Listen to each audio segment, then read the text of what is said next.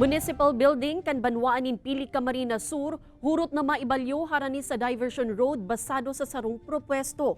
Presenteng kinamumugtakan kan munisipyo kan Banwaan, posible nang maging commercial area. Bilog na detalye sa report na ini. Nasa level na kan Sangguniang Bayan kan Banwaan in Pili Camarines Sur, ang propestong pagbalyo kan Municipal Hall gikan sa Barangay San Juan, pasiring sa Barangay San Agustin harani sa may diversion road. Hali ang nasambitan ng propesto sa sarong pribadong kumpanya.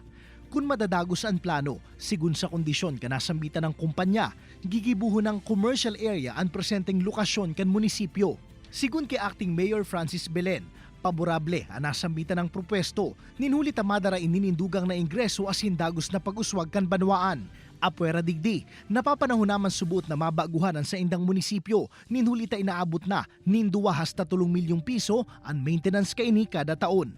Ining municipal hall mi dekada na, and grabe na po ang digdi, ang hazard lalo na sa fire, kasi pag giniling mo po ang electrical wiring kaniyo, ruluma na, ang mga kisa mimi nakapirang pa ribay-ribay kami dahil pirmi na po siyang may leakage. Pasado naman sa first reading kan Sangguniang Bayan ang nasambitan ng propwesto, alagad padago subot ang ginigibong pag-aadal digdi kan konseho.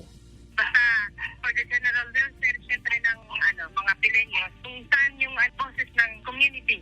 Baka man ang naging sentimiento kan mga empleyado kan munisipyo, maging kan mga residente. Kaya agree po ako na mapagayon pa sin mapadakula pa po ng munisipyo para ma-accommodate po si gabos na nagdidigdi po sa munisipyo. Nagkukan mo kami, mapaparoy ba ng hanap buhay mi? Oh, tama naman kaming pasarukan digdi pag nilipat naman sa may kumbaga diversion. Sa presente, pigpapasumitir kan Sangguniang Bayan nin position paper ang kada department head kan munisipyo, maginan man iba-ibang sektor kan Banwaan. Hasta sa daipan ay sa pinal, bukas man ang LGU pili sa iba pang propwesto o plano, hali sa iba pang developer o kumpanya.